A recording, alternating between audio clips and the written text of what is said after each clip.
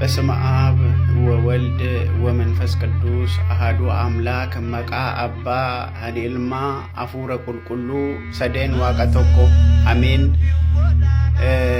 ሀርደስ ከልኢሰስ ቦሩስ ኑራ ዳበችው ባናን ሁመን እየ ክየና ደበርሳ አደራ ዋቃ ሲኑሜ dhiiga itichee lafee itti suuqee lubbuu sinitti huume hafuura isaa sinitti kennee nama sin godhe nama nu godhee nu dhaabe adaraa waaqaa warreen nu ajjeesaa jiranii Arsii irratti warreen ortodoksii qalaa jiranii Arsii irratti warreen ortodoksii biyya ariyaa jiranii halkan mana isaanii akka hin ciisne caakkaa keessa akka bulanii akka saqaqaniidhaan jiraatan nawan nu gochaa jiranii ergaa kiyyana qaqqabsiisa adaraa waaqaa nan tuffatina atleetonni Arsii kaleessa damma Arsii nyaatanii aannan Arsii dhugdanii bishaanii Arsii itittuu jedhu sana dhugdanii qilleensi isaa akka daabbootti kan cuffatamu nyaatanii biyyoolessa irratti olompikii irratti alamu waancaa irratti dhuunfaadhaanis ta'ee biyya adda addaa irratti kan irratti beekamtan dhalattoonni Arsii, dhalattoonni Boqqojjii, dhalattoonni Shirkaa eessa jirtu har'a?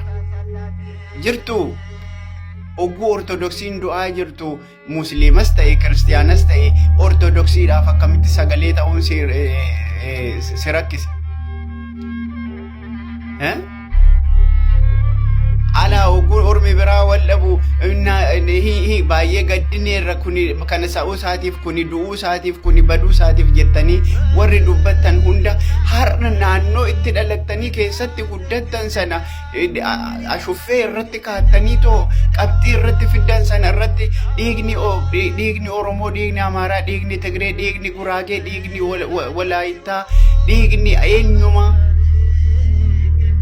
ortodoksii bichaa miti eenyumtu akka du'uun barbaannu eenyu lubbuudhumti eenyu akka darbuun barbaannu kaleessa abbootiin lama obbolaan lamaan nama waggaa 72 fi nama waggaa 70 akka hoolaa ciibsanii qalanii too awwaalli isaanii har'a gaalamaa abuna aragaawitti kan awwaalaman sinitti nagaamu abbootiin qalaman sun abbaa kiyya obboleessa kiyya jettanii yaaddanii too xiqqoo sinitti nagaamu har'a kana halaalatti dhagaa jirtan boru beeksisa keessan bira akka hin dhufne maali waan isin wanni qabdan waastinnaa qabdu waastinnaan sin qabdan hin jira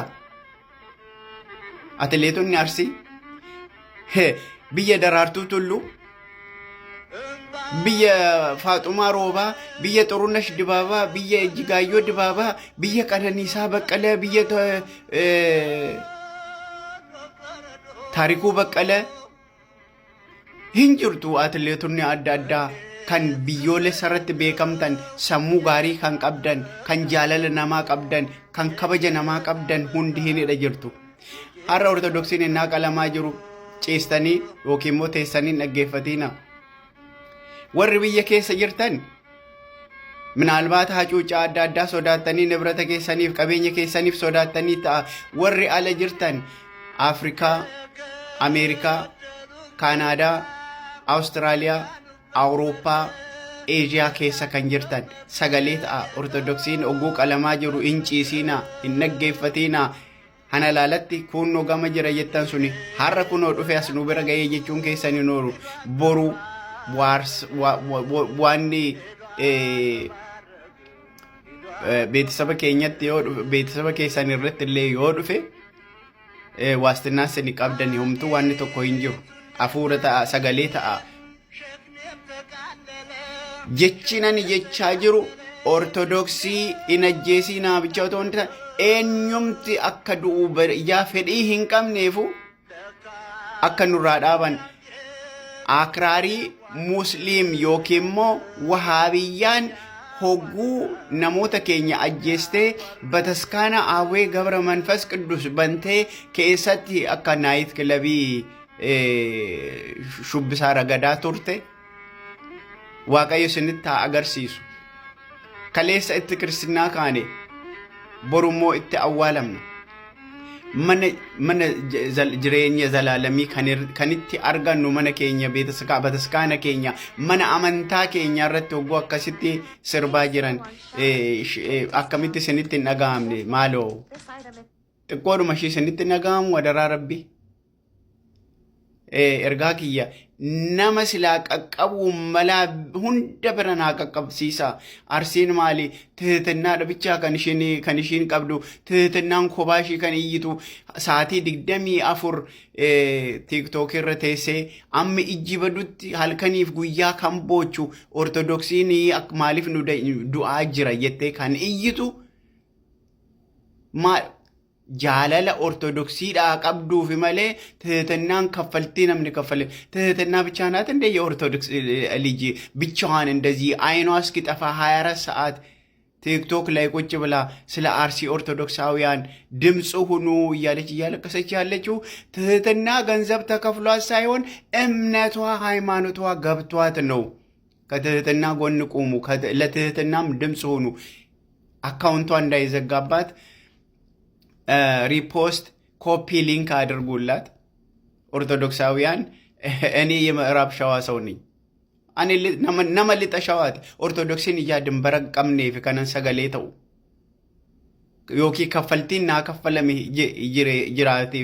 ጅራቴቲ ሙቲ ከናፉ ኦርቶዶክሲ ጭና ዳበዳ ሰገሌ ተአ እየ ከነና ደበርሳ ሼር ኮፒ ሊንክ ሪፖስት ጎዳቲ nama silaa qaqqabu malaa bira hunda akka naa qaqqabu naa godha.